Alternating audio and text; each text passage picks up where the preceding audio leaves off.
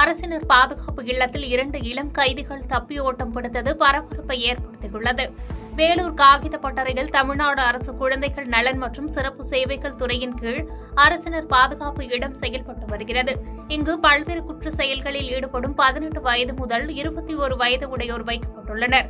தற்போது 30 பேர் உள்ள நிலையில் அதில் விருத்தாசலம் பகுதியைச் சேர்ந்த 19 வயது இளம் சிறார் மற்றும் கோவையைச் சேர்ந்த 18 வயது இளம் சிறார் ஆகிய இருவரும் சுவர் ஏறி குதித்து தப்பி சென்றுள்ளதாக கூறப்படும் நிலையில் தப்பி ஓடிய 2 இளம் சிறார்களை பிடிக்க வேலூர் புதிய பேருந்து நிலையம், வேலூர் பழைய பேருந்து நிலையம் மற்றும் காட்பாடி ரயில் நிலைய சந்திப்பு உள்ளிட்ட பகுதிகளில் போலீசார் தீவிர தேடுதல் வேட்டையில் ஈடுபட்டுள்ளனர்.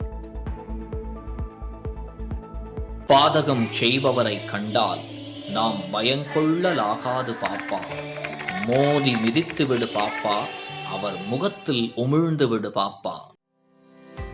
அண்மை செய்திகளை உடனுக்குடன் தெரிந்து கொள்ள இணைந்திருங்கள் இயம்நாடு தொலைக்காட்சியுடன்.